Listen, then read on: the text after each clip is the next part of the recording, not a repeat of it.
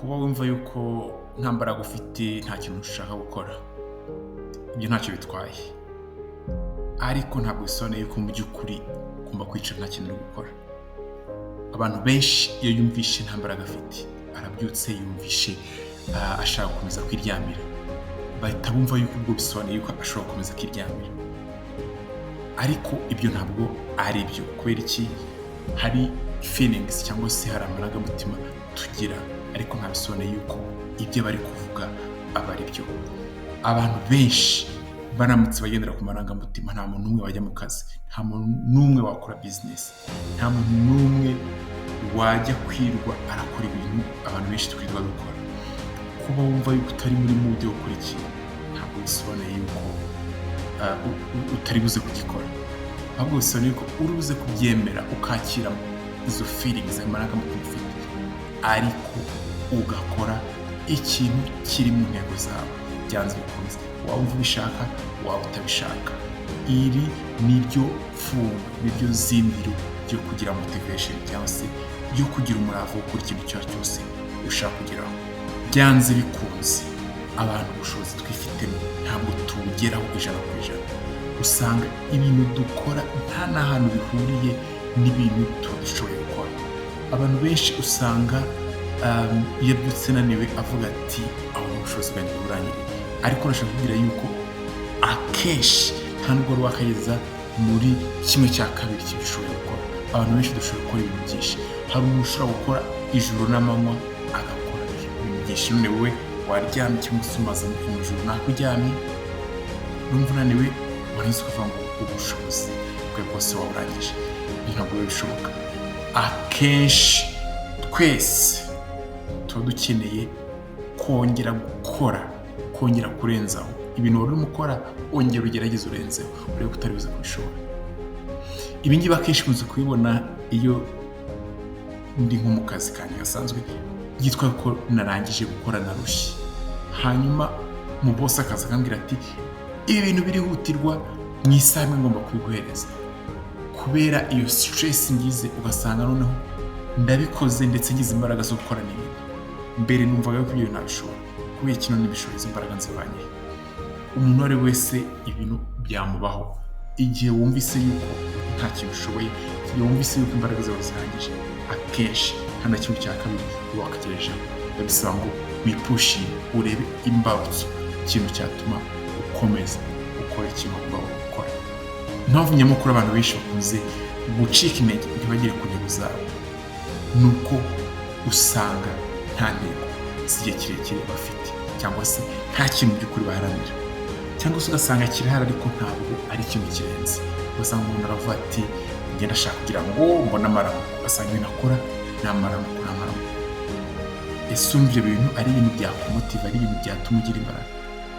Ukurikije ubushobozi bw'umuntu, umuntu afite ubushobozi bwo kugera ku bintu bihambaye, ku bintu byo ku rwego rwo hejuru.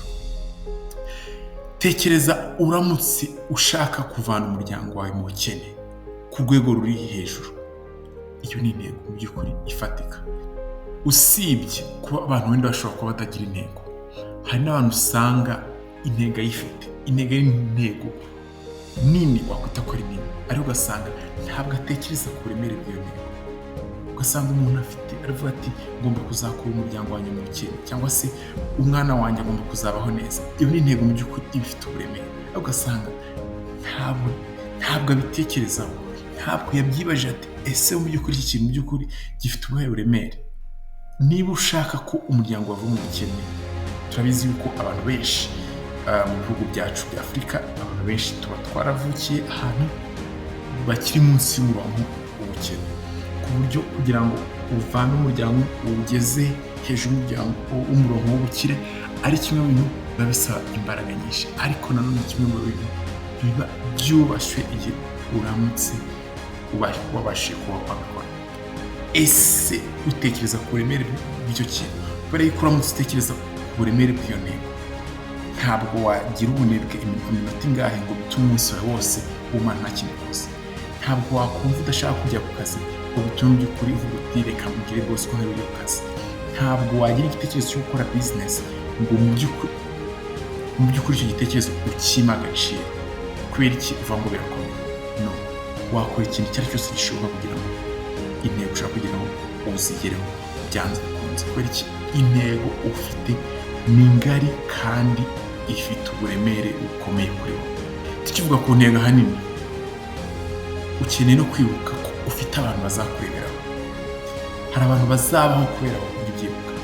Niba akenera umugoroba cyangwa se umuntu barebera, umuntu bafata nk'icyitegererezo, urumva ari we bazareba kandi ubyuka ukahita uvuga uti reka nongere mbyamireho gatoya, ibintu nzabikora ubutaha. Ubundi abantu barebera ku muntu wabaye intwari, umuntu wakoze ibintu bikomeye, umuntu wabonye yuko ibintu byari bikomeye akanga akabikora, umuntu wabonye yuko yari afite ibintu bimuzitira ariko izo nzitizi zose zishakira ibisubizo. Ubu niwo muntu abantu bifuza ko yabera icyitegererezo. Tekereza igihe uzaba ufite umwana, uwo mwana azavuga ati ndashaka kuba nka papa, ndashaka kuba nka mama.